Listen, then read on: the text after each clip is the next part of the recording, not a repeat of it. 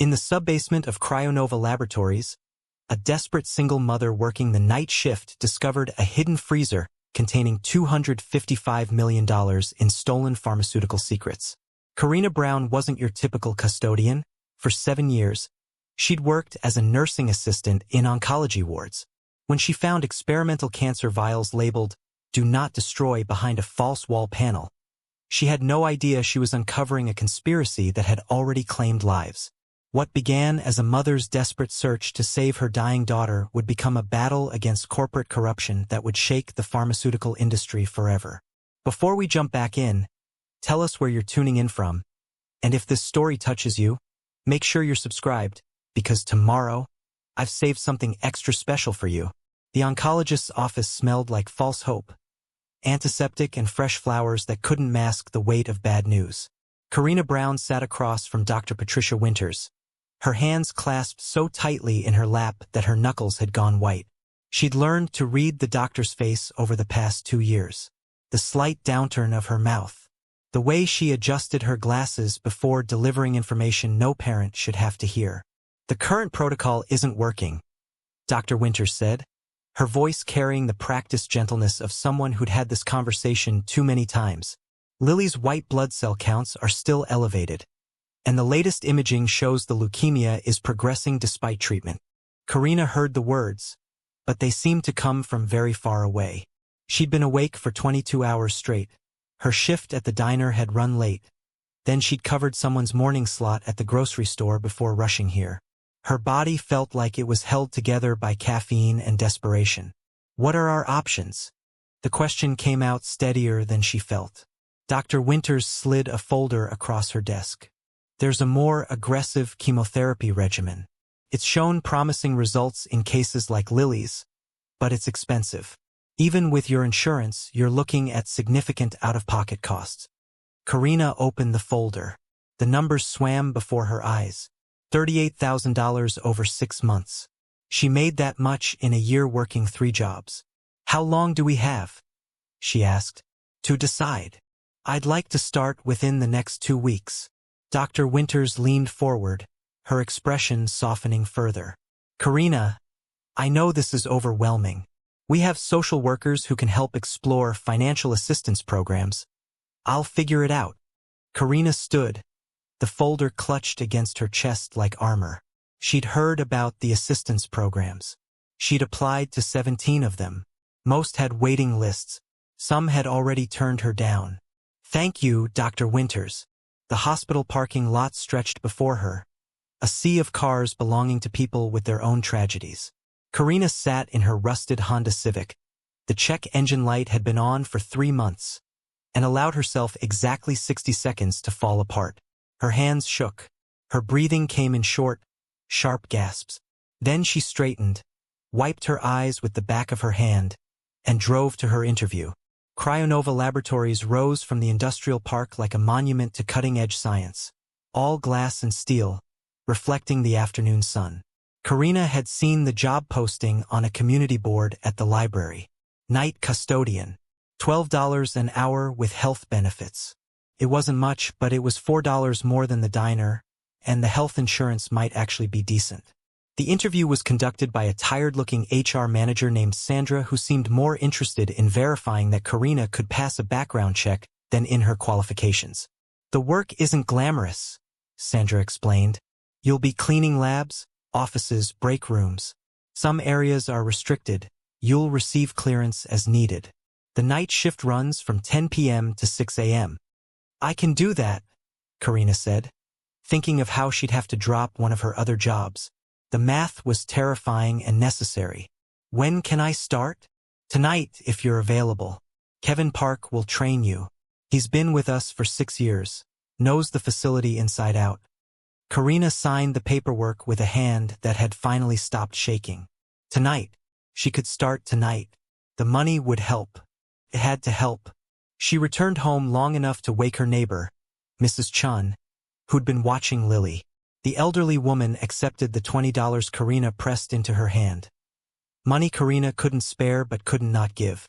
Lily was asleep on Mrs. Chen's couch, her bald head wrapped in the purple scarf she refused to take off, even while sleeping. She was tired today, Mrs. Chun said quietly. Didn't want to eat much. Karina carried her daughter upstairs to their apartment. Feeling how light Lily had become, how fragile, she tucked her into bed, kissed her warm forehead, and left for her first night at CryoNova. The facility was different at night. The daytime bustle of researchers and executives had been replaced by the hum of machines and the echo of Karina's footsteps in empty corridors. Kevin Park met her at the employee entrance. A man in his late 30s with kind eyes and an easy smile that seemed genuine rather than professional. "You must be Karina," he said, extending his hand. "Welcome to the graveyard shift. It's quieter than it looks." He showed her the custodial station, a closet filled with industrial cleaning supplies and equipment that looked more sophisticated than anything she'd used at the diner. Then came the tour. Endless hallways. Labs with equipment she couldn't begin to name. Break rooms that needed sanitizing. Kevin explained the routine, the expectations, the security protocols. "These areas are off-limits without special clearance," he said, gesturing to doors marked with red security panels. "Sub-basements, mostly. Old storage from before the renovations. Security takes that stuff seriously. Cameras everywhere, badge logs, the works." Karina nodded, absorbing information while her mind kept drifting back to the folder in her car. $38,000. Somewhere in this building, people were developing treatments that cost that much. Treatments that might save lives like Lily's. The irony wasn't lost on her. "You doing okay?" Kevin asked, his tone carrying genuine concern rather than just politeness. "I know the first night can be overwhelming." "I'm fine," Karina said automatically. Then, because something about his expression made her want to be honest, "Long day. Well, if you need anything, questions, extra supplies, someone to talk to during break. I'm usually in the security office or making rounds." He handed her a radio. "Channel 3. Don't be afraid to use it." The hours blurred together. Mopping floors, emptying trash, wiping down lab benches with the specific cleaners Kevin had shown her. The work was mindless, which was both a blessing and a curse. It gave her hands something to do while her mind raced through impossible calculations and desperate scenarios. At 6:17 a.m., Karina finally pulled into her apartment complex parking lot. Dawn was breaking over the city, painting everything in shades of pink and gold that felt obscenely beautiful given the state of her life. She climbed the stairs to her second-floor apartment, her body aching in new ways from the unfamiliar work. The apartment was quiet. Too quiet. "Lily," Karina called out, dropping her keys on the counter. She found her daughter in bed, exactly where she'd left her. But Lily's face was flushed with fever, her breathing shallow and quick. The purple scarf had fallen away, revealing the port in her chest where chemotherapy was administered. A permanent reminder of the fight they were losing. "Mama!" Lily's voice was small and confused. Karina pressed her hand to her daughter's forehead, feeling the heat radiating from her skin. This was how it went. Good days and bad days, with the bad days slowly outnumbering the good. "I'm here, baby," she whispered, reaching for her phone to check Lily's temperature. "Mama's here." But as she sat on the edge of the bed, watching her daughter's chest rise and fall, Karina felt something shift inside her. She'd spent 2 years being powerless. 2 years watching Lily suffer while the medical system demanded payment she couldn't provide. 2 years of barely holding on. She thought about CryoNova, the endless labs, the sophisticated equipment, the locked doors hiding who knew what. Somewhere in that building, brilliant minds were working on treatments that might never reach people like Lily because of cost, because of patents, because of decisions made in boardrooms by people who'd never sat vigil by a sick child's bed. Karina pulled the blanket up around Lily's shoulders, then moved to the window. The sun was fully up now, indifferent to human suffering. Below, the city was waking up. People heading to jobs, to lives, to futures they could count on. She pressed her forehead against the cool glass and made herself a promise. Whatever it took, however long it took, she would find a way to save her daughter. Behind her, Lily stirred in her sleep, murmuring something about stars. And Karina, exhausted beyond measure but no longer willing to simply surrender to circumstance, let her eyes close and allowed herself to imagine. just for a moment. A world where Lily got to grow up to chase those stars. That night, she would return to CryoNova. She would clean labs and empty trash and follow every rule they gave her. But she would also pay attention. She would look. She would learn. Because sometimes, desperation was just survival waiting for an opportunity. 3 weeks had changed Karina's relationship with exhaustion. She no longer fought it. Instead, she'd learned to move through it like swimming through deep water. The rhythm helped. 10 p.m. to 6 a.m. at CryoNova. 7 a.m. to noon sleeping while Mrs. Chun watched Lily. Afternoons at the hospital for Lily's treatments or at the library researching financial assistance programs that led nowhere. Evenings with her daughter, pretending everything would be fine. The new chemotherapy protocol had started. $38,000 she didn't have, being billed in installments that would bury her for years. But Lily was fighting, so Karina would too. Tonight, CryoNova felt different. Kevin had greeted her with his usual coffee. He'd started bringing her a cup from the break room, a small kindness she'd stopped protesting. But his expression carried something new. Concern, maybe, or curiosity.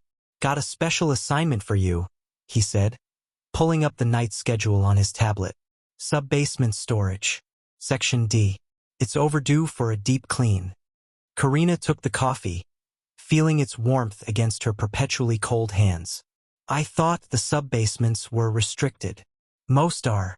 This section was part of the old research facilities before the 2019 renovations. They cleared it out, sealed off what they didn't need, and basically forgot about what's left." Kevin handed her a temporary access badge. "You'll need this. The area's climate-controlled, they store old equipment down there, archived files, that kind of thing. Haven't had anyone clean it in months." The badge felt heavier than it should. Karina clipped it to her uniform and nodded. "Anything I should know?" "Just that it's a maze. Stay in Section D, that's where your clearance works. The other sections are still locked down." Kevin's radio crackled with static. "And Karina? If you see anything weird, just leave it and let me know. Some of that old equipment is probably worth more than both our salaries combined." She took the service elevator down 3 levels below ground. The descent felt longer than it should, her ears popping slightly as the floors ticked past.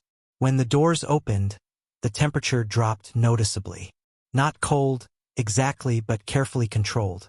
The hum of climate regulation systems filled the silence. Section D was exactly as Kevin described. A maze of shelving units, plastic-wrapped equipment, and filing boxes labeled with codes that meant nothing to her. The fluorescent lights flickered occasionally, casting shadows that moved when she did. Karina pushed her cleaning cart forward, the wheels squeaking against the concrete floor. She started methodically. Dust the shelves, sweep the floors, wipe down any surfaces that looked like they might have accumulated grime. It was mindless work, the kind that let her thoughts wander. She thought about Lily's latest blood work, about the medical bill that had arrived yesterday, about the pharmacy that had started calling about her outstanding balance. 2 hours in, while moving a stack of boxes to reach a corner thick with dust, Karina felt it. A draft, cool air moving against her face where there shouldn't be any air movement at all. She stopped, her nursing instincts kicking in.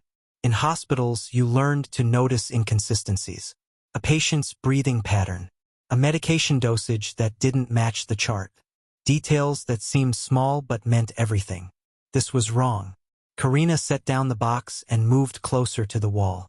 The draft was coming from behind a panel metal, painted the same industrial gray as everything else, but slightly offset from the others.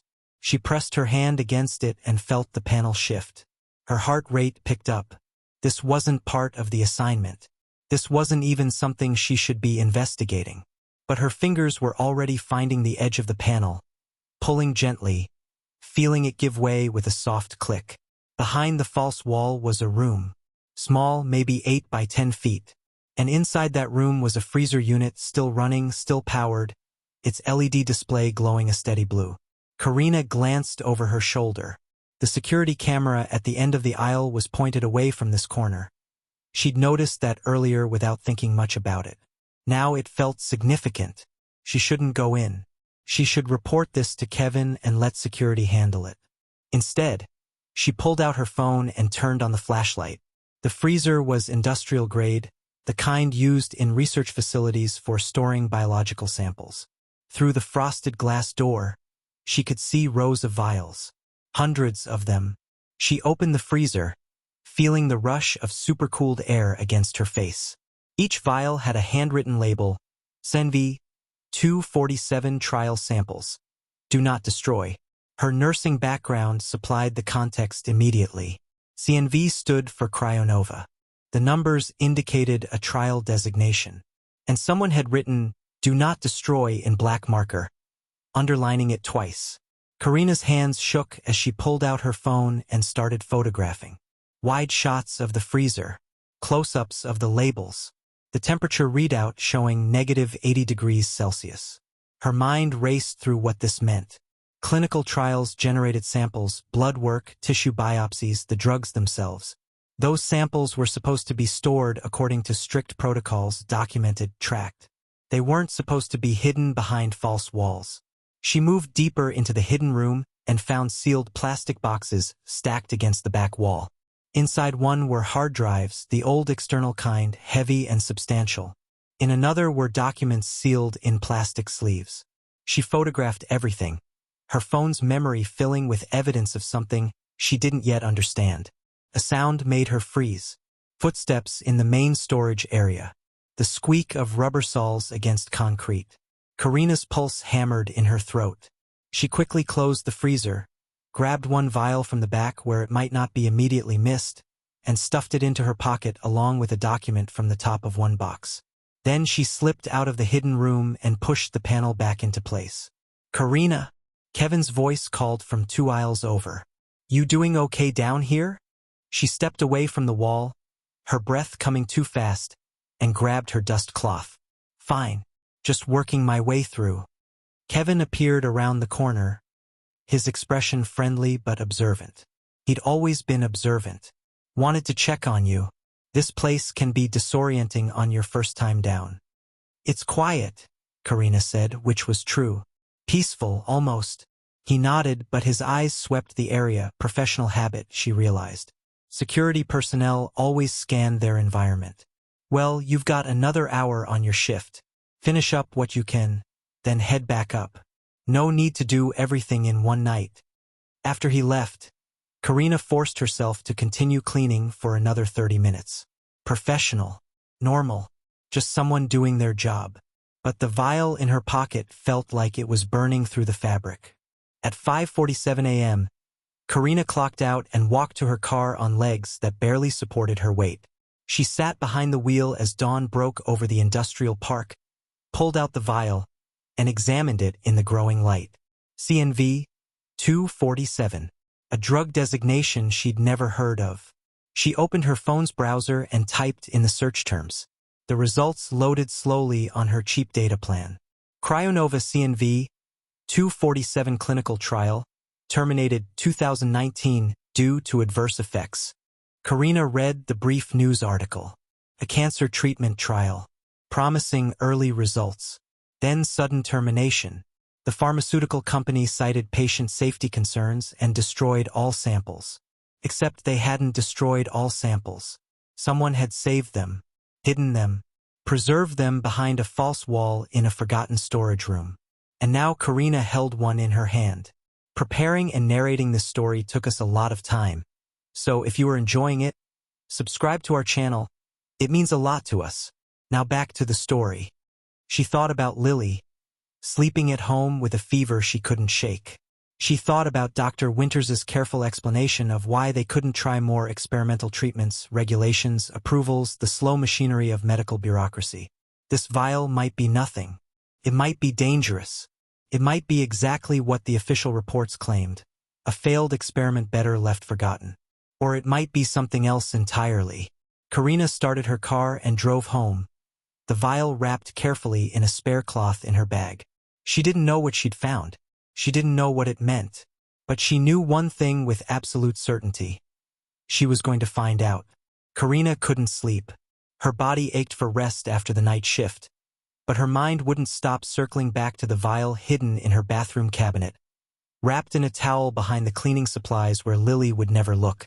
She lay in bed for 40 minutes, staring at the ceiling, before giving up. Mrs. Chun had already arrived to watch Lily, who was having a better morning. Playing with her star charts at the kitchen table, her fever finally broken. Karina kissed her daughter's head and told her she had errands to run. The public library opened at 9. Karina was waiting outside when the doors unlocked. She chose a computer terminal in the back corner, away from the main desk, and started searching. CNV 247 clinical trial brought up the same article she'd found earlier. Brief, clinical, offering no real information beyond the basic facts. Promising cancer treatment, terminated in 2019, adverse effects cited. She refined her search. Marcus Webb CryoNova. The results multiplied. Dr. Marcus Webb had been CryoNova's star researcher, publications in major journals, speaking engagements at conferences, a rising name in oncology research. His photo showed a man in his late 40s with intense eyes and graying hair, standing in a lab coat with his arms crossed. The confidence in his posture was unmistakable. Then, abruptly, the articles changed tone. Prominent researcher dies in laboratory fire. The date was October 2019, the same year CNV 247 was terminated. Karina read every article she could find. The official story was consistent. Equipment malfunction in Webb's private lab. Fire suppression systems failed. By the time emergency responders arrived, the damage was catastrophic. Webb's remains were identified through dental records, but there were inconsistencies. One article mentioned that Webb had been increasingly at odds with CryoNova's parent company, Biodyne Corporation, over research directions. Another noted that several of Webb's colleagues had left the company shortly after his death. A third referenced a pending investigation that seemed to have quietly disappeared. She switched to archived forums, the places where people posted things they couldn't say publicly. The search took longer, digging through deleted posts preserved in Internet archives. Finally, she found it. Anonymous user, October 2019. Anyone else find it convenient that Webb died right when Biodyne wanted to shut down his cancer research? Guy was talking about going public with something. Then suddenly there's a fire that conveniently destroys all his work? Wake up, people. His research was too successful for the wrong people. The post had been deleted within hours. The responses were mostly dismissive. Conspiracy theories, people said. No evidence. But one response stood out. CNV 247 worked. Everyone in the trial oversight committee knew it. But it would have made their existing patents worthless. Do the math. That post was deleted too. Karina sat back, her pulse quickening. She'd spent 7 years in oncology. She understood clinical trials, patent protections, the delicate balance between research and profit. What she was reading suggested something that felt both impossible and horribly plausible.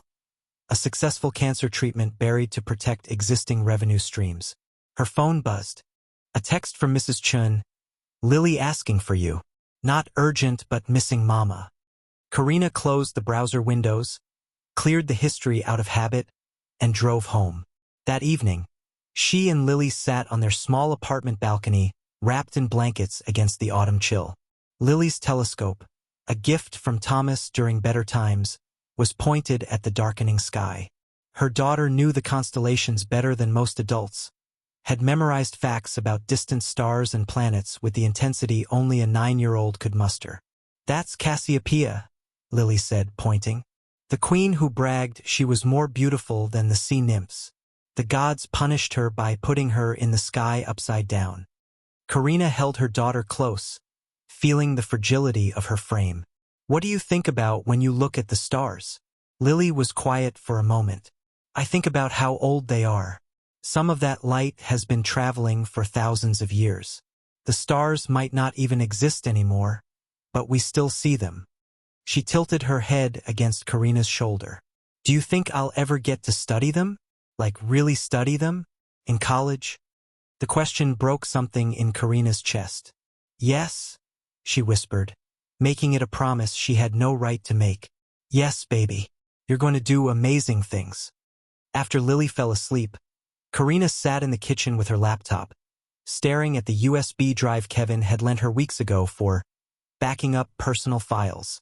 She'd mentioned needing to save some documents, and he'd handed it over without hesitation. Now it felt like a tool for something much more dangerous. At 9:47 p.m., Karina arrived at CryoNova for her shift. Kevin was in the security office, reviewing camera feeds on multiple monitors. He looked up when she entered, his expression warm. "How's your daughter doing?" he asked. The question surprised her. She'd mentioned Lily only once, in passing. But Kevin paid attention. It was part of what made him good at his job. "Better today," Karina said. "She's a fighter. Wonder where she gets that from." Kevin handed her the night's assignment sheet. "Light night tonight. Just the usual rounds." Karina nodded, took the sheet, and waited. 3 hours. That's how long it took for Kevin to make his rounds of the exterior perimeter. She timed it over the past weeks. At 1:15 a.m., she watched him leave through the loading dock, his flashlight beam disappearing into the darkness. She moved quickly, down the elevator, through Section D. The false panel came away easier this time, her fingers remembering the catch. The hidden room waited, exactly as she'd left it. Karina pulled out the USB drive and one of the hard drives from the sealed boxes. Her hands were steadier now, her fear transformed into something more focused.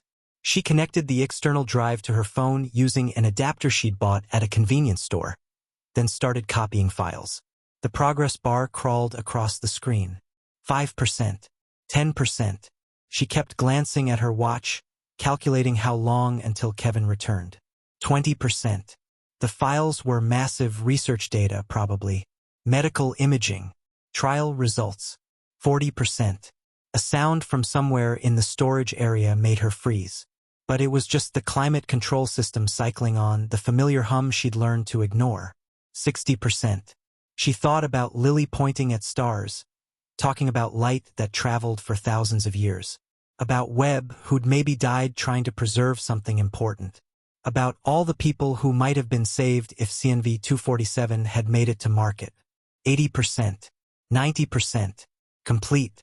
Karina disconnected everything, returned the hard drive to its box, and sealed the hidden room. She was back at her cleaning cart, mopping the floor of Section C, when Kevin returned at 1:53 a.m. "All quiet?" she asked, keeping her voice casual. "Dead quiet," he said, and there was something in his tone. A weariness, maybe, or resignation. "This place always feels like it's hiding secrets at night." Karina's hand tightened on the mop handle. "That's just your imagination." "Maybe." Kevin studied her for a moment, and she wondered what he saw. "You seem different lately, more focused. Just settling into the routine." He nodded slowly, but his expression suggested he didn't quite believe her. "Well, if you ever need to talk about anything, work stuff, life stuff, I'm around." After her shift, Karina sat in her car and tried to open the copied files on her phone. They were encrypted, password protected with security she had no hope of breaking. She needed help. Technical help from someone who understood these systems. She needed Kevin. The sun rose over the industrial park, indifferent to her dilemma. Karina held the USB drive, feeling its weight, and understood she'd reached a decision point. She could delete everything, return the vial, pretend she'd never found that hidden room. Or she could trust someone. The question was whether trusting Kevin would save her daughter or destroy them both. Karina spent 2 days testing Kevin's trustworthiness. Small things, careful things. She asked about the facility's history during their breaks, watching his reactions. She mentioned hearing rumors about research controversies, gauging whether he deflected or engaged. She observed how he interacted with other employees, whether he reported minor infractions or let them slide. Kevin Park, she learned, was someone who valued people over protocols. He covered for a cleaning crew member who showed up late 3 times in 1 week because her car kept breaking down. He didn't report when Karina took an extra 15 minutes on her break to call the hospital about Lily's latest blood work. He treated everyone, from executives to custodians, with the same quiet respect. But observation wasn't certainty. And certainty was what Karina needed before she risked everything. On Thursday night, during their 2 a.m. break in the empty cafeteria, Karina made her move. The facility was at its quietest. Just the two of them and the vending machines humming in the corner. Kevin sat across from her, nursing his third coffee of the shift, looking tired in a way she recognized. The kind of tired that came from worry rather than just lack of sleep. "Your parents doing okay?"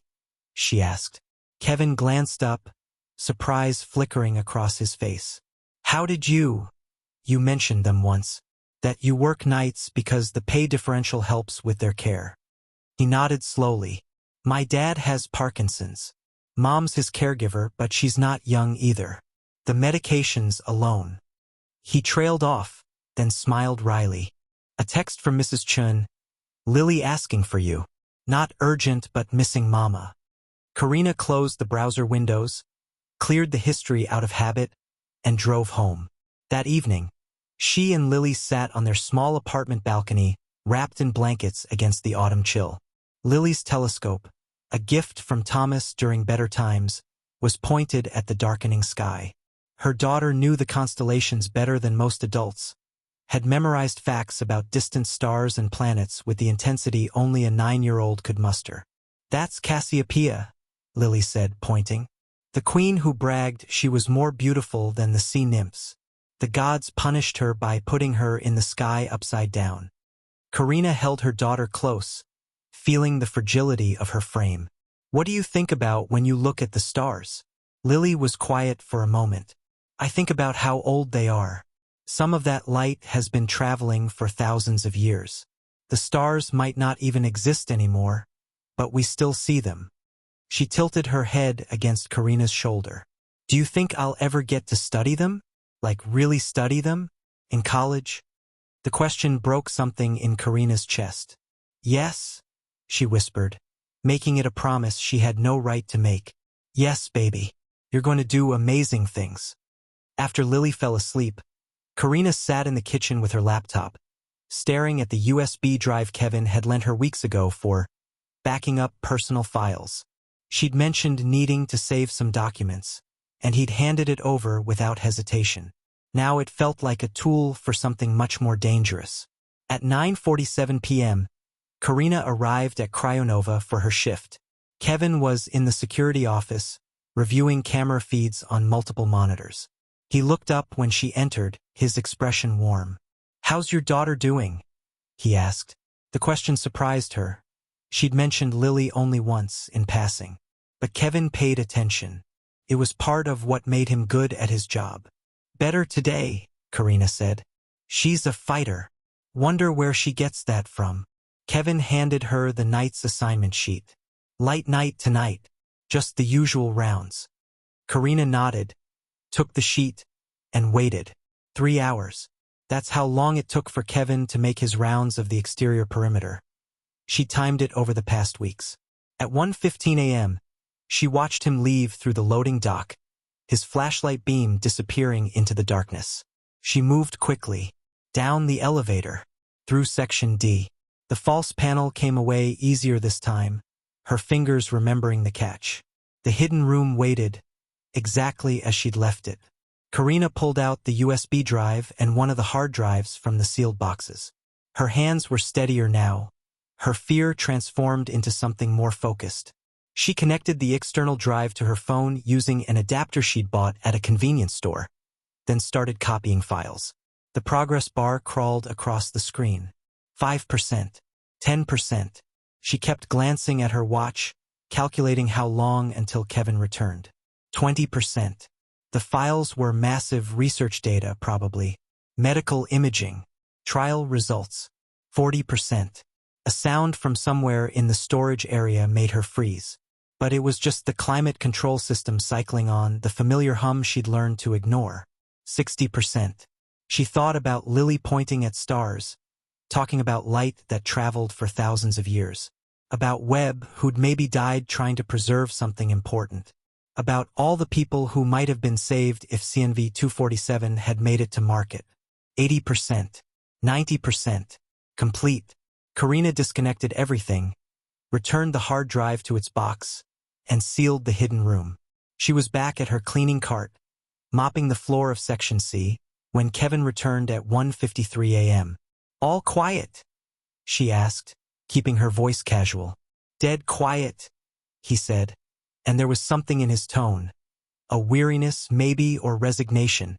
"This place always feels like it's hiding secrets at night." Karina's hand tightened on the mop handle. "That's just your imagination." "Maybe." Kevin studied her for a moment, and she wondered what he saw.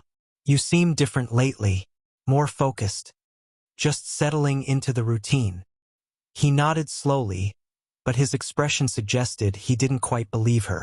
"Well, if you ever need to talk about anything, work stuff, life stuff, I'm around." After her shift, Karina sat in her car and tried to open the copied files on her phone. They were encrypted, password protected with security she had no hope of breaking. She needed help. Technical help from someone who understood these systems.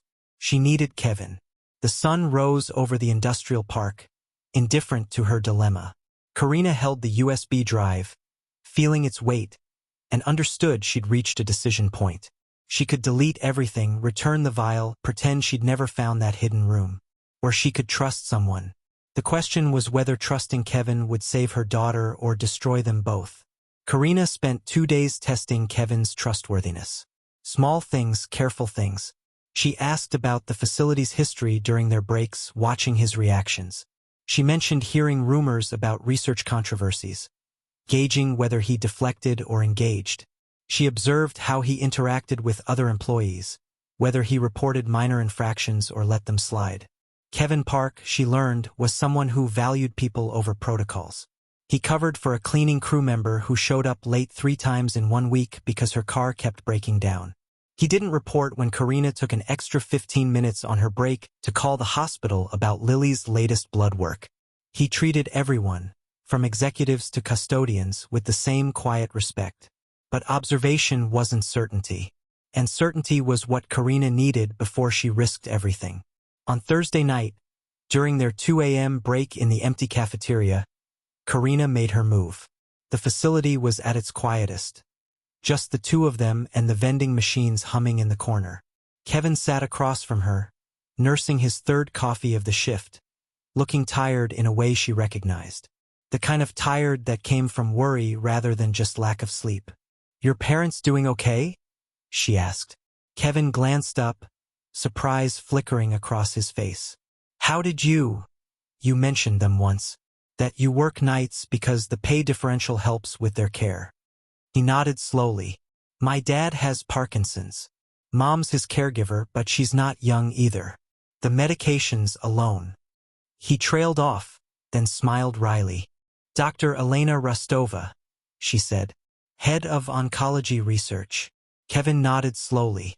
"That's a big risk. She's management. She might be part of whatever this is. Or she might be exactly who we need." "Your call," Kevin said. "But if we approach her, there's no going back." Karina looked at her phone, at the photo of the vials that represented both salvation and danger. She thought about Lily asking if she'd ever get to study the stars. "Then I guess we're not going back." Dr. Elena Rostova's published research painted a picture of brilliance constrained. Karina spent 3 days reading her papers in the library during Lily's afternoon naps. Studies on targeted cancer therapies, articles on cellular mechanisms, work that was technically impressive but seemed to circle around something just out of reach. Like someone trying to remember a song they'd once known perfectly. Kevin had pulled Elena's personnel file, not technically legal, but they were past worrying about minor infractions. Elena had been Webb's protégé, his second-in-command on the CNV-247 trial. Then, abruptly in late 2019, she'd been reassigned. Demoted, essentially, though the company records dressed it up as a lateral move to a different research track. She questioned the trial termination, Kevin said, pointing to a flagged incident report. Demanded to see the adverse effect data. They stonewalled her, then moved her sideways before she could make more noise. Which meant Elena either knew the truth and had been silenced, or she'd been fed the same lies as everyone else. Either way, approaching her was dangerous. But they needed someone who understood the science, Who could tell them if the vials Karina had found were viable, or if they'd been properly stored, or if this entire conspiracy was worth the risk? Karina made her decision on a Tuesday night. The research wing was off-limits to custodial staff during normal hours, but Kevin had noticed a pattern. Dr. Rostova worked late, very late. Most nights she was still in her lab past midnight, long after other researchers had gone home. Karina could fabricate a reason to be there. A spill that needed immediate attention, a maintenance issue that couldn't wait until morning. At 11:47 p.m., Karina pushed her cleaning cart through the research wing's security door using Kevin's override code. The corridor was empty, fluorescent lights humming overhead. Lab spaces lined both sides, darkened except for one at the far end where light still spilled into the hallway. She found Dr. Rostova exactly where she expected, hunched over a microscope, her dark hair pulled back in a severe bun, a half-empty coffee cup forgotten on the counter beside her. The woman looked to be in her early 40s, with the kind of exhaustion that went deeper than just lack of sleep. Karina knocked softly on the open door. Elena looked up, startled. "We don't need cleaning tonight. I'll be working for several more hours." "I'm not here to clean." Karina stepped inside, her heart hammering. "I'm here to ask you about Dr. Marcus Webb." The name hit Elena like a physical blow. Her face went white. "Who are you?" "Someone who found something I shouldn't have." Karina moved closer, keeping her voice low. "Something related to CNV 247. Elena stood so quickly her stool scraped against the floor. "You need to leave. Right now." "I found the vials." Karina pulled out her phone, showing the photograph of the hidden freezer. Behind a false wall in the sub-basement. Hundreds of them, all labeled "Do Not Destroy." Elena stared at the screen. Her hands, Karina noticed, were shaking. "That's not possible. Everything was destroyed. The fire destroyed Webb's personal lab, but he'd already moved the samples." Karina swiped to show more photos, along with hard drives full of data, trial results, corporate communications, everything. "Stop!" Elena's voice cracked. She crossed to her lab door, looked both ways down the corridor, then closed and locked it. When she turned back, her composure had fractured completely. "Do you have any idea what you've done? I need to know what CNV 247 is. What it really is." Elena laughed, a sound without humor. She moved to her desk and sank into the chair like her legs wouldn't hold her anymore. For a long moment, she said nothing. Then, quietly, "It was supposed to change everything." Karina waited. The trial results were extraordinary. Elena's voice was distant, remembering. 92% complete remission in stage 3 cancers. 97% in earlier stages. Minimal side effects. It wasn't just a treatment, it was a cure. An actual cure. The words hung in the air between them. Karina felt something cold settle in her chest. Then why was it terminated? Biodyne's chemotherapy patents generate $800 million annually. Elena met her eyes. CNV 247 would have made all of it obsolete. A one-time cure versus years of recurring treatment. The math wasn't complicated. They buried a cancer cure to protect their profits. They told me the drug caused fatal cardiac events. Showed me manipulated data.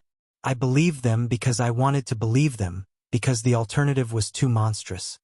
Elena's hands clenched into fists.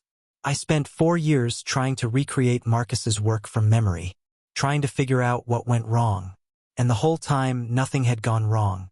It worked perfectly. They just didn't want it to." Karina thought about Lily, about the $38,000 treatment protocol that was barely keeping her alive, about all the families drowning in medical debt, all the people who died in the 4 years since CNV 247 was buried. "My daughter has leukemia," she said quietly. "She's 9 years old." Elena's expression crumpled. "Oh God, I need to know if those vials are still viable, if the drug can still work." "You can't just..." Elena stopped herself. "It's not that simple. CNV 247 requires specific administration protocols. The dosing has to be precise, the monitoring constant. Without proper support, it could kill her as easily as save her.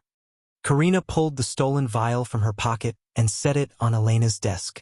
Then tell me what I need to do. Elena stared at the vial like it was a ghost made manifest. She picked it up with trembling hands, examined the label, held it up to the light. It's been stored properly. The temperature logs on that freezer, if they've been consistent, it should still be viable. She looked up. But Karina, if you use this, if anyone finds out, they'll destroy you. Biodyne has too much at stake. They're already destroying me. They're destroying my daughter. Karina leaned forward. Help me, please. Not just for Lily. For everyone this drug could have saved. Elena was quiet for a long moment. Then she nodded slowly, something hardening in her expression. For years, she whispered. For years I've been trying to live with what I thought was a failed trial.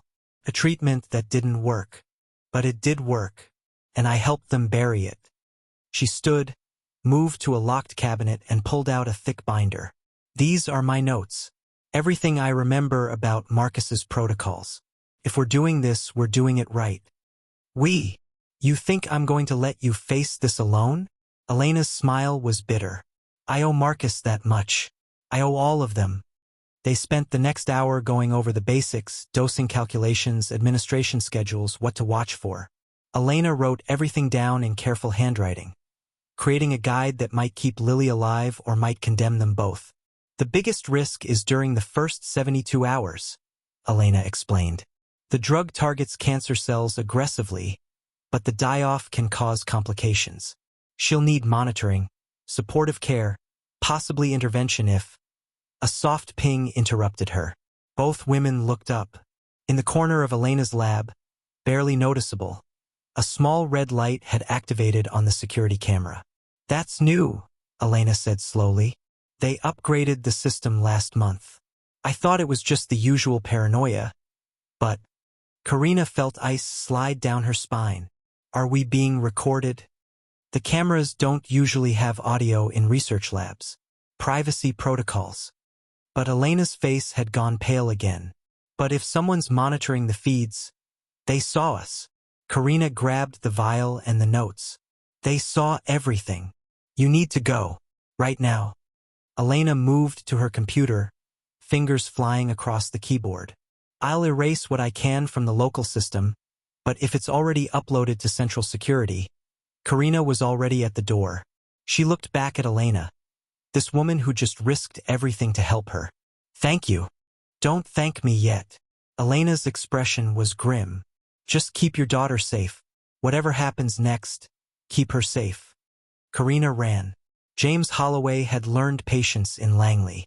23 years with the agency taught you that most problems revealed themselves if you watched long enough, stayed quiet enough, let people think they were invisible. He applied those same principles to corporate security, where the stakes were lower but the methods remained effective. The alert came through at 12:14 a.m. Camera activation in Research Lab 7, Dr. Rostova's domain. That alone wasn't unusual. Elena worked late most nights, lost in whatever research kept her chained to that microscope. But the motion sensors showed 2 people in the lab, not 1. Holloway pulled up the feed on his office monitor. The angle wasn't perfect. The camera was positioned to capture the lab entrance and workstations, not the desk where the 2 women were huddled. No audio either, per privacy protocols for research spaces. But body language told stories that words sometimes didn't. The custodian, he checked the access logs. Karina Brown, employee ID 4729. She'd entered the research wing at 11:47 p.m. using an override code that wasn't hers. Interesting. She was showing something to Elena on her phone. Elena's reaction was immediate and visceral. Fear, shock, recognition. Then Elena moved to lock the door. Holloway leaned forward, his instincts sharpening. People locked doors when they didn't want to be interrupted or discovered. He watched Elena pull out a binder, watched both women lean over it in intense discussion. The custodian pulled something from her pocket, small, cylindrical. A vial. He sat back, his mind already working through implications. Then he pulled up Karina Brown's personnel file. The employment application was standard. Previous work history as a nursing assistant, left that position 3 years ago, currently working 3 part-time jobs. He dug deeper into the background check data. One dependent, Lily Brown, age 9. Medical history flagged for insurance purposes. Acute lymphoblastic leukemia, ongoing treatment. The picture clarified instantly. A desperate mother with medical training, working in a pharmaceutical facility.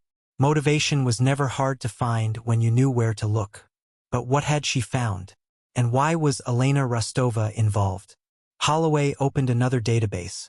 One that required credentials most CryoNova employees didn't know existed. The web protocol files. Everything related to the 2019 incident, the fire, the cleanup.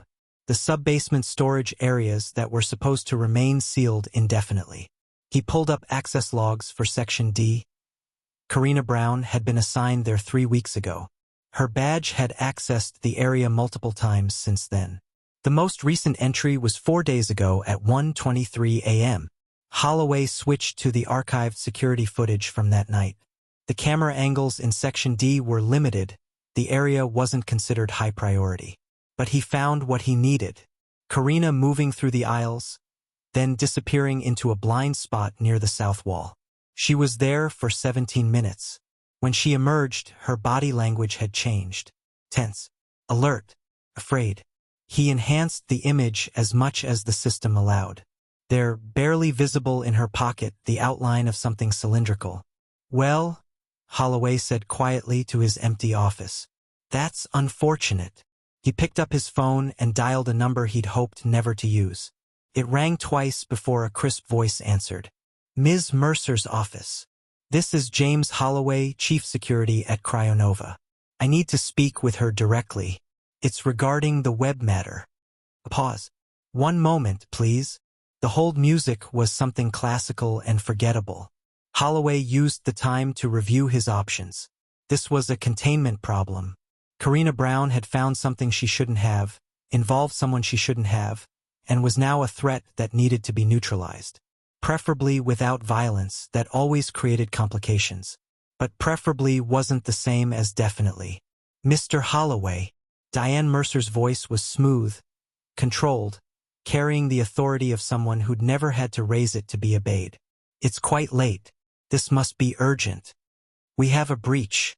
A custodial employee accessed the sealed storage area in subbasement D approximately 3 weeks ago. She's been investigating since then. Tonight she made contact with Dr. Elena Rostova. Silence on the other end. Then, what did she find? I believe she found the web cache. Based on footage analysis, she's removed at least 1 vial, possibly more. She also accessed the digital files. My logs show a data transfer during one of her visits to the area. And Dr. Rostova appears to be cooperating with the custodian. Their interaction tonight suggested prior planning. More silence.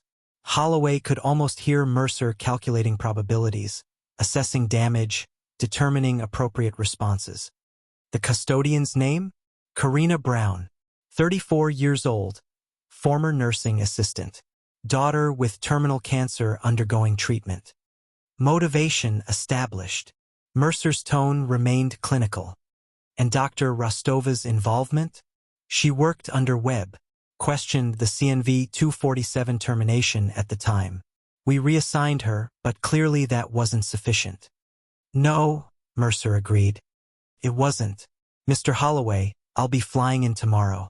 In the meantime, I want comprehensive surveillance on both women. All communications, all movements, all contacts. And I want to know exactly what files were accessed and what was taken from that storage area. Already initiated. But Ms. Mercer, if Brown has shared the information, then we expand containment as needed. This isn't the first time someone has stumbled onto inconvenient truths, and our protocols for managing such situations have proven effective. A pause. How would you assess Brown's psychological state? Holloway glanced at the monitor where Karina was now fleeing the research wing, her face tight with fear, desperate, determined, exactly the combination that makes people dangerous. Then we'll have to make her less desperate. Everyone has leverage points, Mr. Holloway. Find hers and apply pressure accordingly. The call ended. Holloway sat for a moment, looking at the frozen image of Karina Brown running from Elena's lab. He'd done this kind of work before, identifying threats, neutralizing them, protecting institutional interests. It was what they paid him for, what he was good at. He picked up his phone and began making calls. By dawn, he'd have teams in place. Surveillance on Brown's apartment, trackers on her car, taps on her phone. He'd know everywhere she went, everyone she talked to, every move she made. His phone buzzed with an incoming text. A number he didn't recognize. Lily Brown admitted to St. Michael's Hospital. Condition critical. Holloway stared at the message. He hadn't ordered surveillance on the daughter yet, which meant someone else was already watching. Someone who'd decided the fastest way to control Karina Brown was through the one thing she couldn't afford to lose. He thought about calling Mercer back, telling her they needed to de-escalate, that threatening a dying child crossed lines even he wasn't comfortable with. Then he remembered the 23 years at Langley, the things he'd done in the name of national security, the rationalizations that had let him sleep at night. This was just another problem that needed solving, another threat that needed containment. Holloway deleted the text and pulled up Karina Brown's work schedule. She'd be arriving for her shift in 9 hours. Exhausted, terrified, running on fumes. Perfect conditions for making mistakes. And when she made them, he'd be watching. The call came at 6:47 a.m., just as Karina was leaving CryoNova. Mrs. Chen's voice was tight with controlled panic. The ambulance just left. Lily's fever spiked to 104. She was having trouble breathing. I called 911. I'm sorry, I didn't know what else to do. Karina's hands shook so badly she could barely grip her phone. You did right. Which hospital? St. Michael's. I'm following in my car now. The drive took 17 minutes that felt like 17 hours. Karina's mind replayed the footage from Elena's lab, the security camera's red light activating. They knew. Whoever was protecting the CNV-247 secret knew she'd found it, knew she was investigating. And now Lily was in the hospital. Coincidence? Or message? She found her daughter in the pediatric ICU, small and pale against white sheets, oxygen mask covering half her face. Dr. Winters was there, reviewing charts with a nurse. She looked up when Karina entered, her expression grave. Her white blood cell count has dropped dangerously low. We're administering broad-spectrum antibiotics and supportive care, but Karina... Dr. Winters hesitated. We're running out of time. The current protocol isn't working. We need to consider more aggressive options. Or... She didn't finish. She didn't need to. Karina sat beside Lily's bed, taking her daughter's hand. The vial from Elena was in her apartment, along with the protocol notes. A cure, maybe, or false hope that would destroy what little time they had left. Her phone buzzed. A text from an unknown number. Interesting night you had. Let's talk. Karina deleted it with trembling fingers. Then, hating herself for it, she scrolled to a contact she'd barely used in 3 years. Thomas answered on the second ring. Karina? What's wrong? Lily's in the hospital. Critical condition. Her voice cracked. And I need your help with something else. Something complicated. Silence. Then, where and when? They met at a diner 40 minutes outside the city, far enough that no one from CryoNova would accidentally see them. Thomas looked older than she remembered. Lines around his eyes that hadn't been there before, gray threading through his hair. He wore an expensive suit that made her acutely aware of her custodian's uniform. You look tired, he said, sliding into the booth across from her. I am tired. Karina pulled out her phone and the USB drive Kevin had given her. I need you to understand something about the pharmaceutical industry, how it really works. She showed him everything. The photos of the hidden freezer, the decrypted files showing $255 million in offshore accounts, the emails proving Biodyne had terminated a successful cancer treatment to protect existing profits. Thomas's face went progressively paler as he scrolled through the evidence. When he finally looked up, his expression was haunted. Jesus Christ, Karina, where did you get this? Does it matter? It matters because whoever you took it from will want it back. He rubbed his face. CNV 247. I've heard whispers about it. Rumors that Biodyne buried something big back in 2019, but nothing concrete. Most people assumed it was just industry gossip. It's not gossip. It's real. And I have a vial of the drug.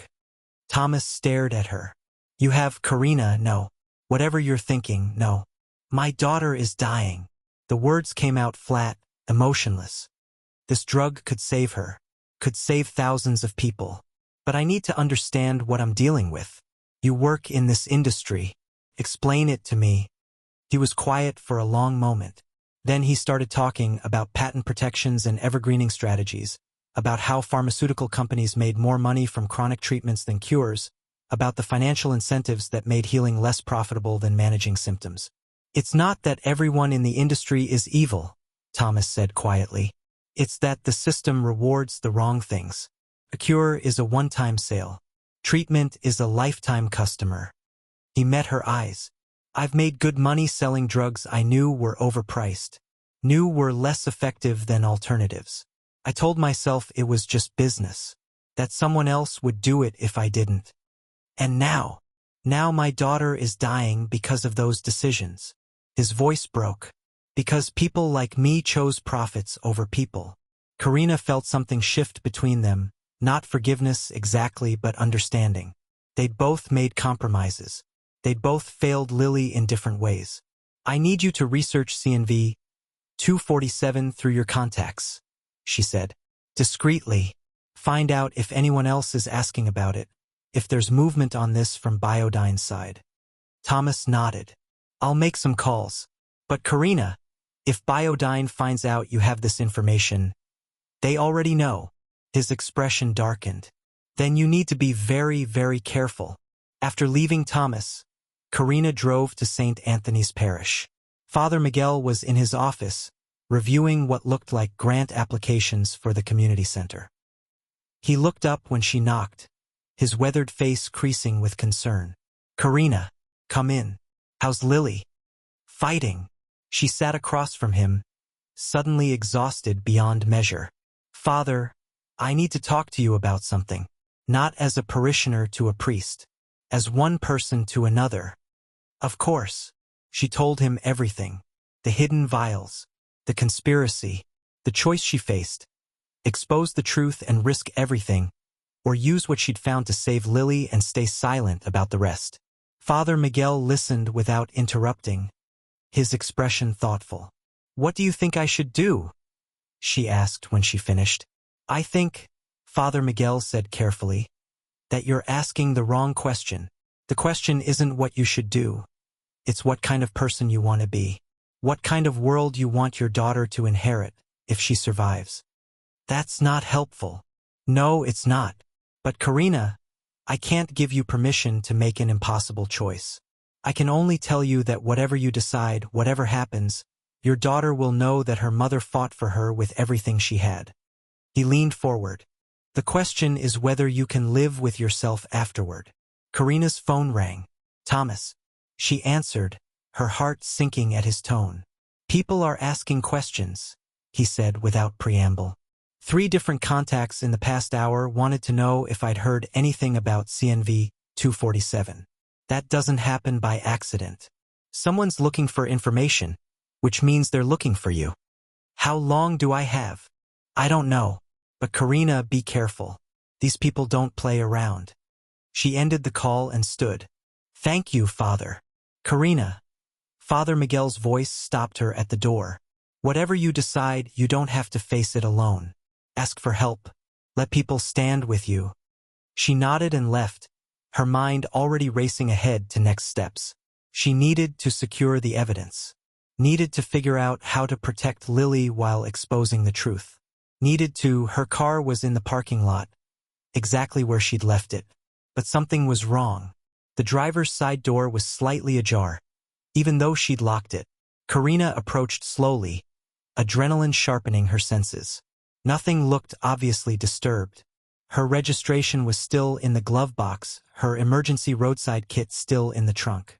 But on the driver's seat, placed with deliberate care, was a single piece of paper. The message was typed, simple, direct, "Stop asking questions." Karina looked around the parking lot. Empty except for Father Miguel's old sedan and a few cars belonging to community center volunteers. Whoever had left the message was already gone. She got in her car, locked the doors, and sat for a moment with her hands on the steering wheel. They'd found her. They were watching. They wanted her scared, wanted her to back down, wanted her to disappear quietly. Instead, she felt something crystallize inside her. Not fear, not anymore. Anger. Cold, focused, determined anger at a system that valued money over lives, at executives who made decisions from boardrooms while people suffered, at her own powerlessness that had lasted too long already. She pulled out her phone and texted Kevin. "We need to find Marcus Webb. If he's alive, he's our only real proof." The response came quickly. "Already looking. Meet me tonight. We're done playing defense." Karina started her car and drove toward the hospital, where Lily was fighting for her life. She thought about Father Miguel's question. What kind of person did she want to be? She knew the answer now. The kind who fought back.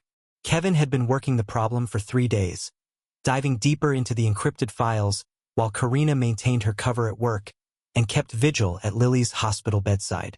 Thomas made discreet calls to industry contacts, piecing together fragments of information about Webb's final days.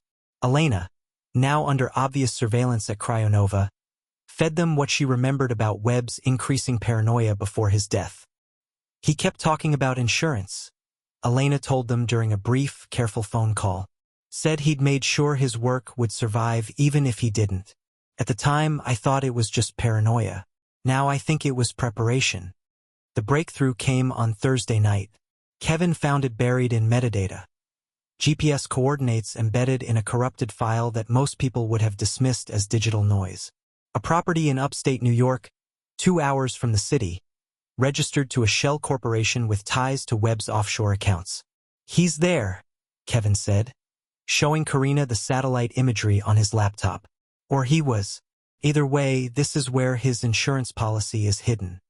They decided Karina and Elena would go while Kevin monitored CryoNova's security systems and Thomas used his connections to determine if anyone else was tracking Webb's trail. The drive took them through increasingly rural country, past towns that time seemed to have forgotten, until they reached a dirt road that wound into dense forest. The cabin sat in a clearing, small and unremarkable except for the solar panels on the roof and the sophisticated satellite dish that seemed out of place in the wilderness. Karina's pulse quickened as they approached. The windows were dark, but there were signs of recent activity. Tire tracks in the mud, fresh footprints on the porch. "He was here," Elena whispered, trying the door. It opened easily, unlocked. "Recently." Inside, the cabin was Spartan but functional. A cot against one wall. A table covered in computer equipment that looked more suited to a high-tech lab than a remote hideaway. Food wrappers in the trash, dated from 2 weeks ago. Medical supplies stacked neatly on a shelf. And in the corner, protected in waterproof cases, were hard drives. Dozens of them, each labeled in Webb's meticulous handwriting. SANV 247, complete trial data. Biodyne communications. Video testimony. "This is it," Karina breathed. "This is everything we need." Elena was already connecting one of the drives to a laptop they'd brought. The video file loaded, and Marcus Webb's face filled the screen. Gaunt, intense, speaking directly to the camera. "If you're watching this, I'm either dead or in hiding. Either way, Biodyne has proven itself willing to bury the truth to protect profits. CNV 247 works. The trial data proves it. But Diane Mercer and her executive team decided that curing cancer was less valuable than treating it indefinitely. The sound of vehicles approaching made them both freeze. Through the window, Karina saw 3 black SUVs pulling into the clearing. "Holloway," Elena said, her voice tight, "we need to go. Now." But they were already surrounded. James Holloway stepped out of the lead SUV with the practiced calm of someone who'd conducted dozens of these operations. His expression was professional, almost apologetic, as he approached the cabin's porch. Behind him, for security personnel fanned out, blocking escape routes without drawing weapons. No need for theatrics when you had overwhelming advantage. Ms. Brown, Dr. Rostova. His voice carried easily across the clearing. I think it's time we had a conversation. Karina's mind raced through options. The hard drives were in Elena's bag. Webb's video testimony was still playing on the laptop behind them. They had everything they needed except a way out. Elena moved first. She grabbed the laptop and threw it toward Holloway with surprising force. He dodged reflexively, and in that split second of distraction, Elena shoved Karina toward the back door. Run! Karina ran. Through the cabin's small kitchen, out the rear exit, into the dense woods behind the property. Behind her, she heard shouting, the sound of footsteps on wooden floors. Elena's voice, sharp and defiant. She doesn't have the files. I do. You want them, you deal with me. Karina crashed through underbrush. The bag with Webb's hard drives clutched against her chest. Her lungs burned. Branches whipped at her face. She could hear pursuit behind her. But the forest was thick and she was running on pure adrenaline and maternal desperation. She made it to the car they'd parked a quarter-mile down the road, a precaution that now seemed prescient. Her hands shook as she started the engine. In her rearview mirror, she saw one of Holloway's men emerge from the tree line, but he was too late. She was already moving. Karina drove for 20 minutes before pulling over on a deserted stretch of highway. Her phone buzzed with texts from Kevin. Security breach detected at cabin location. Elena detained but unharmed. They're treating her professionally. Get out of there. Then Thomas. Biodyne executive jet just landed at Teterboro. Diane Mercer is in the city. This is escalating. And finally, a number she didn't recognize. Detective Rachel Morrison, Major Crimes. Kevin Park gave me your number. We need to talk. Now. Karina stared at the message. A detective. Kevin had gone to the police. She should feel relieved. This was what they needed: official protection, legal channels. Instead, she felt exposed. Vulnerable. But Elena was detained because of her. And Lily was dying. She texted back an address, a coffee shop near the hospital, and drove. Detective Rachel Morrison didn't look like Karina had imagined. She was younger, maybe early 30s, with sharp eyes and an intensity that suggested personal investment rather than just professional duty.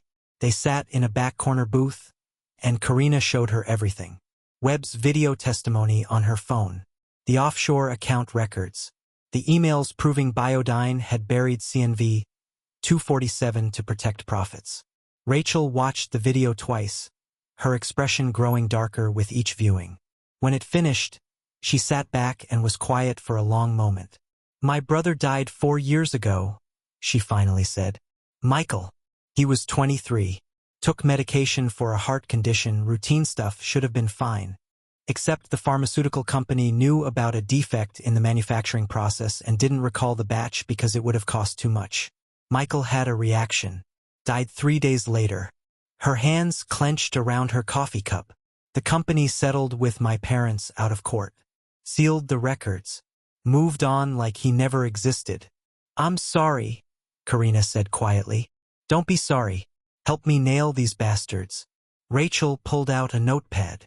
Kevin briefed me on everything: the vials, the hidden room, Dr. Webb's cache. What you've got here is enough to launch a major investigation. But investigations take time.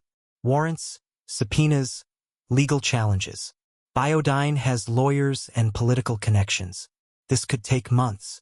I don't have months. Karina's voice broke. My daughter doesn't have months. Rachel's expression softened. How bad? Critical. The doctors are out of options. Karina pulled out the vial she'd taken from the hidden freezer. This could save her. Dr. Rostova gave me the protocol. But I can't do it alone. She needs proper monitoring, equipment I don't have access to. You're talking about using an experimental drug on your daughter. Without FDA approval, without proper trials. I'm talking about saving her life with a drug that already passed trials. A drug that Biodyne buried because it was too effective. Karina met Rachel's eyes. If you were me, what would you do? Rachel was quiet. Then she pulled out her phone and made a call. Thomas? Rachel Morrison. I need a favor. Your friend mentioned you have pharmaceutical connections. I need a private clinic willing to take on a high-risk patient under unusual circumstances. She paused. Yes, I understand the legal implications. Yes, I'm sure.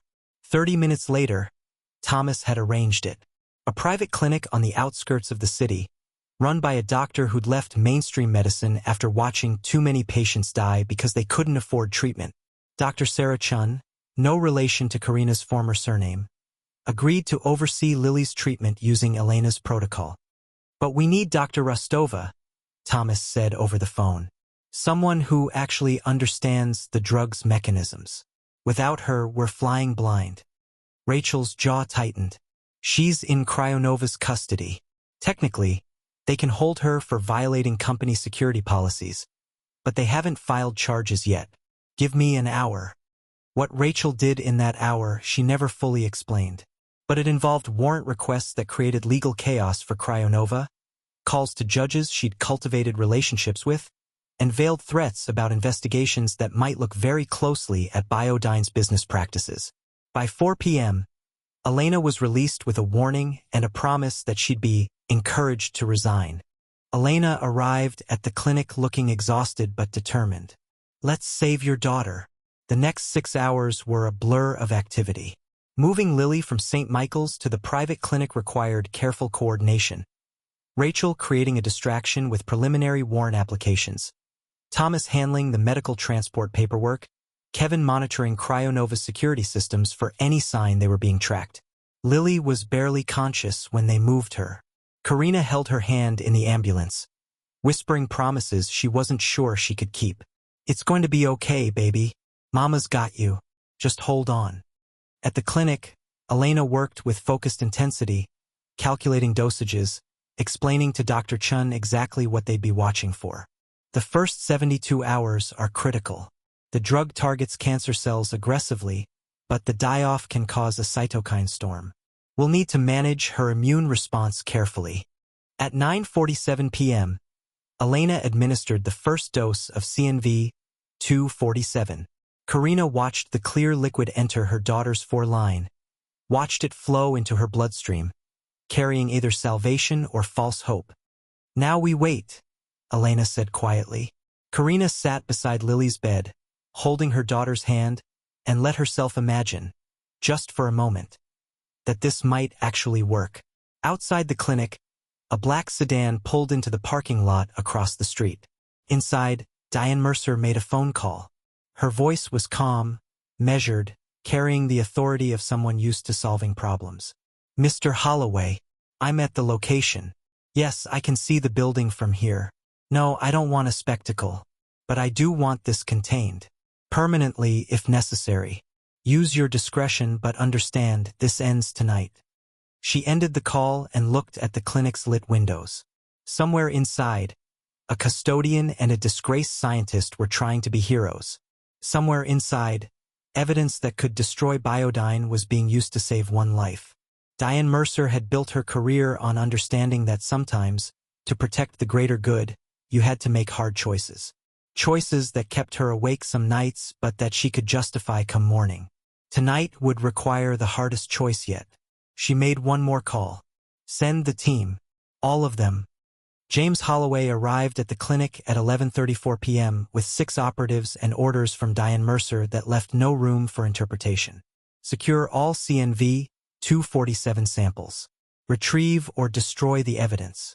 Eliminate loose ends. He'd followed orders like these before. In Kandahar, in Yemen, in places whose names were still classified. He'd killed for his country, told himself it was necessary, believed the people making the calls had information he didn't. But standing outside a small clinic where a mother sat vigil over her dying daughter, Holloway found himself questioning whether some orders deserved to be followed. Inside, Lily Brown was in crisis. Her body was responding to CNV 247 exactly as Elena had predicted, the massive die-off of cancer cells triggering an immune system storm. Her temperature spiked to 106. Her breathing became labored. Monitors screamed warnings while Elena and Dr. Chun worked with desperate efficiency, adjusting medications, managing the cascade of reactions. Karina held her daughter's hand and prayed to gods she wasn't sure she believed in anymore. "We're losing her," Dr. Chan said, her voice tight. "The cytokine response is too aggressive." "No." Elena's hands moved across the equipment with absolute certainty. "This is the crisis point. Every successful trial patient went through this. We just need to manage it until—" Lily's monitors flatlined. The next 90 seconds were chaos. Chest compressions, emergency medications, Elena's voice cutting through the panic with precise instructions. Karina was pulled back by Kevin, who'd arrived an hour earlier, her scream of denial echoing off the clinic walls. Then a beep. Weak, irregular. But there. Lily's heart was beating again. "She's stabilizing," Dr. Chan said, disbelief clear in her voice. "Her vitals are coming back. The cytokine storm is breaking." Outside, Holloway made his decision. He'd watched through the clinic windows, seen the mother's terror, the doctor's desperate fight to save a child, the raw humanity of people refusing to give up. He thought about his orders, about Diane Mercer's cold calculation that some lives mattered less than corporate profits. He'd killed for his country, but he wouldn't kill a dying child for a pharmaceutical company's bottom line. Holloway pulled out his phone and called Rachel Morrison. "Detective? This is James Holloway, CryoNova Security. I have information about the web case you're building." He gave her the clinic's address, Mercer's location, and the timeline for the operation he was supposed to be leading. "You have about 15 minutes. I suggest you hurry." Then he turned to his team. "Secure the perimeter. No one gets in or out until police arrive." "Sir." One of the operatives looked confused. "Ms. Mercer's orders. I'm changing them." Holloway's tone carried the authority of 2 decades in intelligence work. "We're protecting these people now. Anyone have a problem with that?" No one did.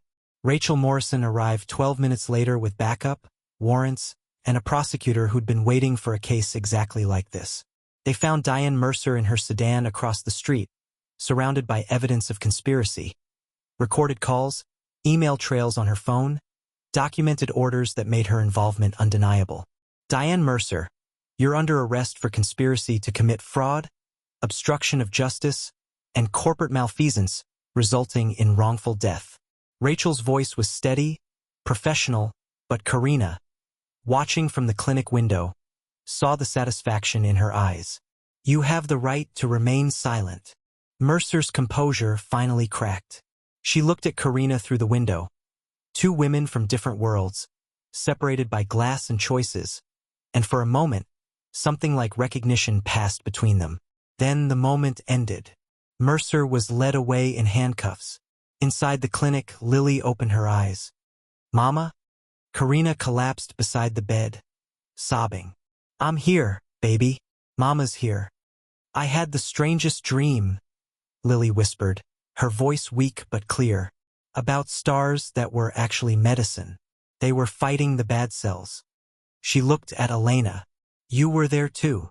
Elena's eyes filled with tears. "The medicine is working, sweetheart. You're going to be okay." 3 months later, the congressional hearing room was packed.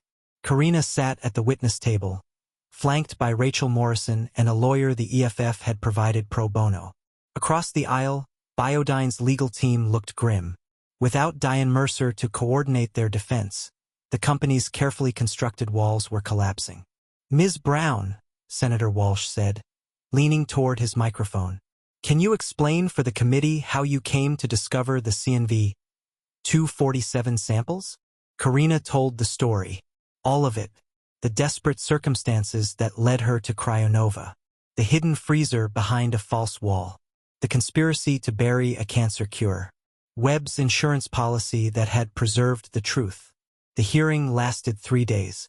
Elena testified about the clinical trials and Biodyne's deliberate suppression of positive results.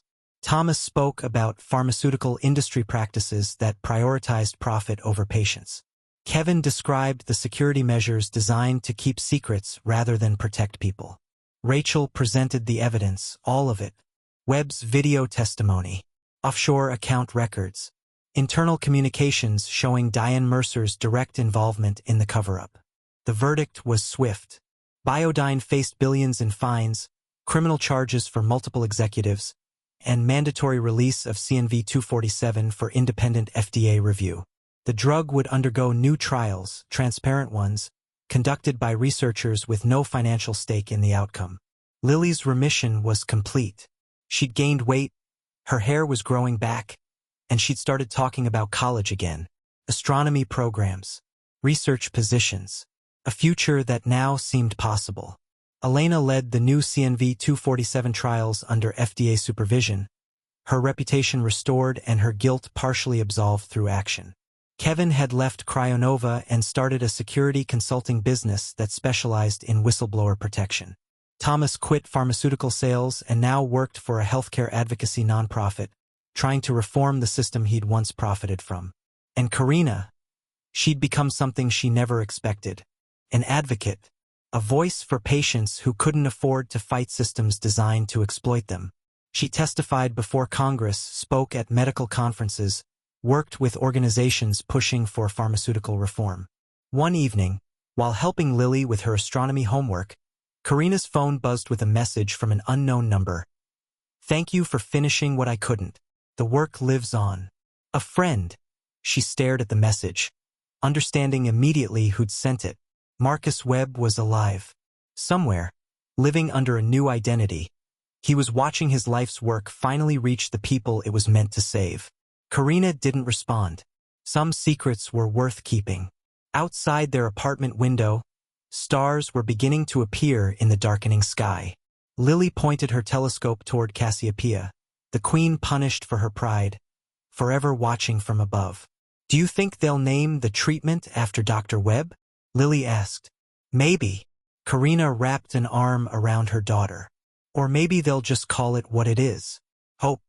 Lily smiled and returned to her telescope. Somewhere out there, light from distant stars was traveling across impossible distances, carrying information about worlds that might not exist anymore.